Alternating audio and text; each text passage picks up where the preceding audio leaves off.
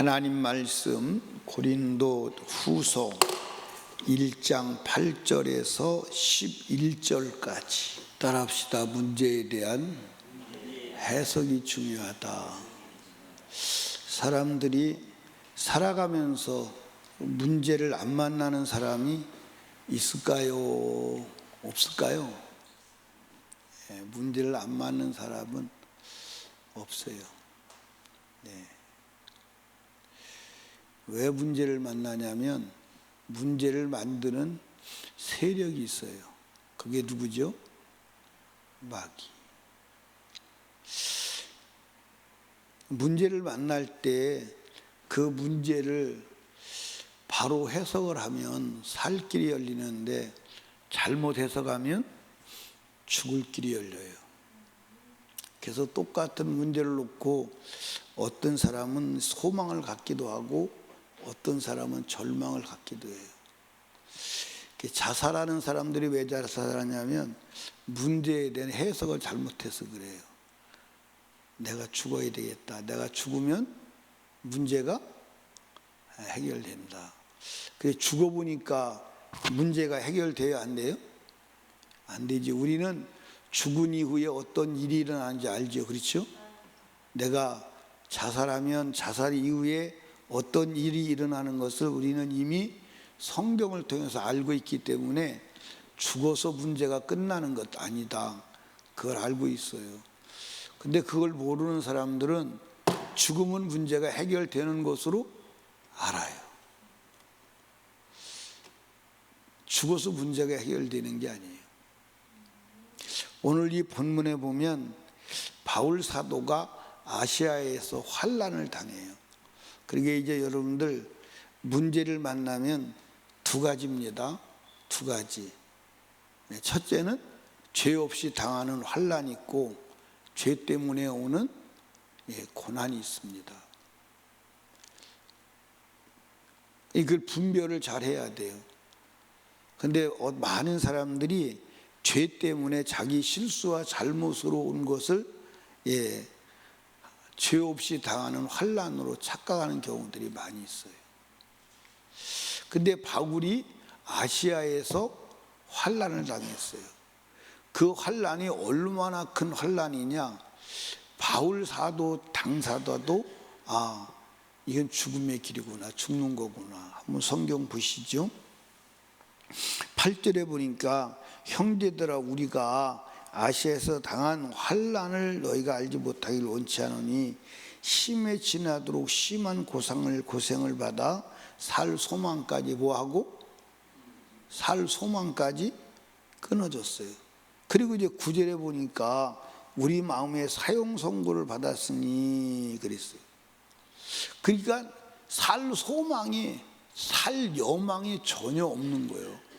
살 여망이 없는 것뿐만 아니라 마음으로 생각하기를 이건 사형 선고다, 이건 죽는 거다.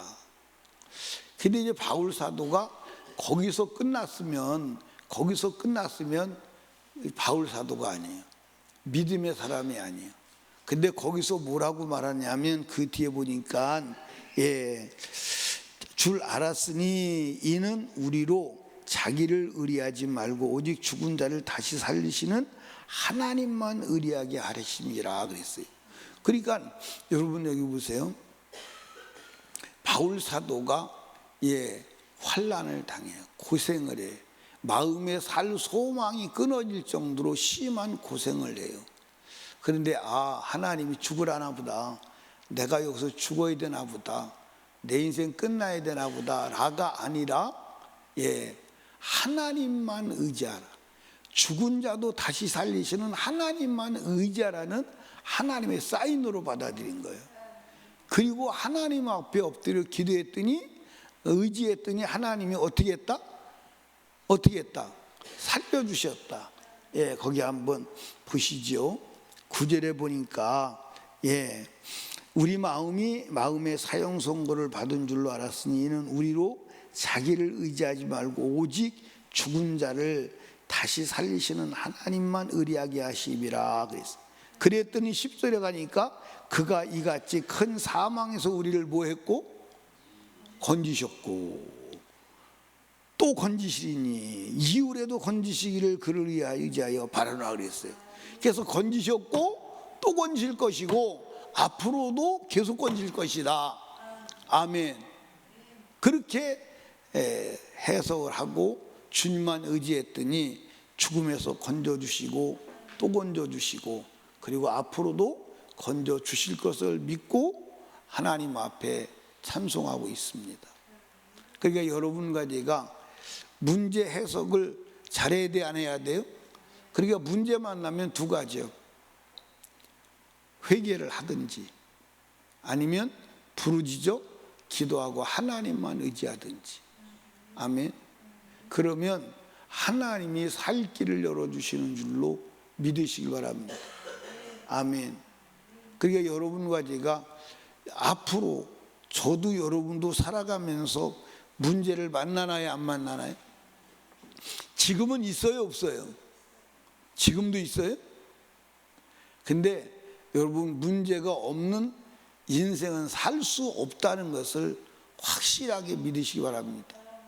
아니, 문제 없이는 살아갈 수가 없어요.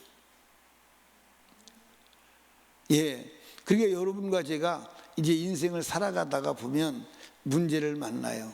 그래서 막 기도하고 문제를 해결합니다. 문제를 해결하면 아유, 이제 좀 쉬어야지.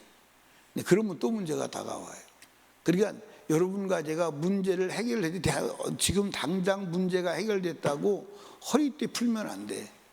또 다가와. 또 다가오는 문제를 대비해야 되고 또 다가오는 문제를 대비해야 돼. 근데 제일 큰 문제는 뭐냐? 내 육체가 죽어서 하나님 만나는 것임을 아시기를 주님의 축복합니다. 아멘. 그러니까 저와 여러분들이 문제를 만나면 문제 해석을 잘해야 돼, 안 해야 돼? 예, 일어난 문제는 무슨 사인이요? 하나님만 의지하라. 하나님만 바라보라. 또 하나는 회개하라. 이 두 가지임을 아시기를 주님의 축복합니다. 그래서 문제 만난 사람들 하나님의 옆에 엎드려 통곡하고 회개하고 주님의 도움이 임할 때까지 기도하면 살 길이 열리는 줄로 믿으시기 바랍니다. 근데 인간 방법 수단을 사용하면 더 큰 문제, 벗어나올 수 없는 문제로 끌려들어가, 안 끌려들어가? 끌려들어가. 그러니까 바울 사도가 마음에 살 소망이 끊어졌는데 이거 죽어야 되나 보다, 끝났나 보다가 아니라 죽은 자도 다시 살리시는 하나님을 의지하라고 이 죽음의 골짜기에 들어왔구나 하고 하나님만 의지했더니 살리시고 또 건지시고 앞으로도 또 건지실 것이다. 아멘. 그러면서 바울 사도가 기도해달라고 기도를 요청하는 거예요. 아멘. 그래서 여러분도 기도하고 저도 기도하고 기도의 일꾼들을, 기도의 사람들을 모으시기를 주님의 축복합니다. 그러니까 여러분들 11절 말씀 봅니다. 너희도 우리를 위해 간구함으로 도우라 그랬어요. 이는 우리가 많은 사람의 기도로 얻은 은사를 인하여 많은 사람도 우리를 위하여 감사하게 하려 하심이라 그랬어요. 그러니까 여러분과 제가 하나님의 일꾼들, 복음을 전하는 일꾼들을 위해서 기도를 많이 해야 돼, 안 해야 돼요? 많이 해야 돼, 안 해야 돼요? 여러분과 제가 알아야 할 것은 앞에서 복음을 전하는 목사가 무너지면 교회가 무너져요, 안 무너져요?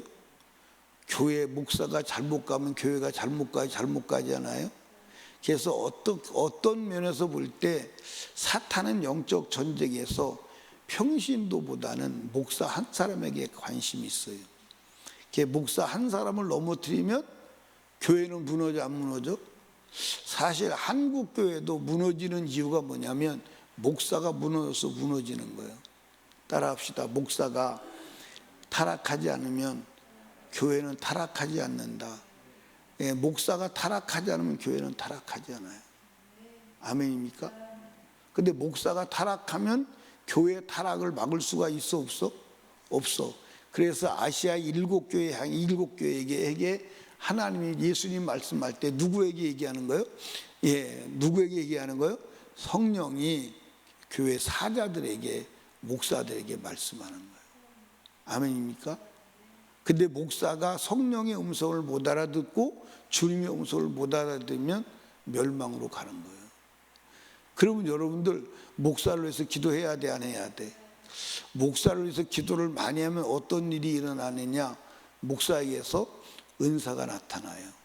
그러니까 목사가 개인적으로 받는 은사도 있지만 성도들이 기도해서 나타나는 은사도 있어요. 아멘입니까?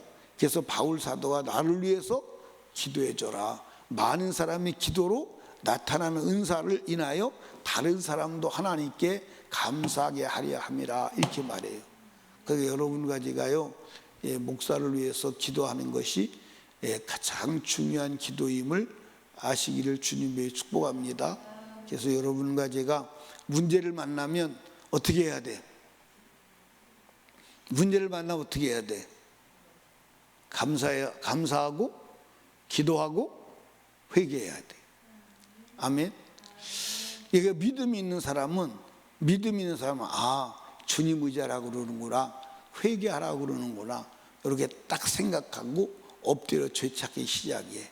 그리고 하나님 앞에 응답할 때까지 기도해. 그러면 하나님이 죽을 자도 살리시고 없는 것도 있게 하시고 불가능도 해결하시고 건지시고 또 건지시는 줄로 믿으시기 바랍니다. 우리가 하나님을 믿는 것은 하나님의 수단 방법을 가지고 문제를 해결하고 천국 문을 열려고 하나님 믿는 줄로 믿으시면 아멘. 그래서 여러분, 어떤 문제 만나든지 좌절하면 돼요, 안 돼요? 좌절하면 뭐 하고 있는 거예요? 지금 해석을 잘못하고 있는 거예요. 해석을. 바울 사도가 죽음의 골짜기에서 해석을 잘못해서 여기까지가 끝인가 보다, 그리고 손 놓고 죽을 준비했다면 하나님 썼을까, 안 썼을까? 안 썼어. 그런데 바울 사도가 죽은 자도 다시 살리시는 하나님을 의지하라고 하는구나. 아멘. 근데 죽을 환경에 들어왔지, 죽었어, 안 죽었어? 안 죽었어. 그러니까 죽은 자도 살리시는 하나님을 믿는데 안 죽었으니까 주님이 얼마나 더 쉽게 살리시겠어. 그러니까 하나님이 살리시고 건지시고 그리고 또 건지시기를 원한다, 그렇게 고백하는 겁니다. 그러니까 여러분과 제가 문제 만나면 해석 잘 하시기를 주님의 축복합니다. 오늘도 문제 만나면 좌절하고 이 문제가 누구에게서 왔나 원망 다 불평하지 말고 감사하고 하나님 의지하시기를 주님의 축복합니다.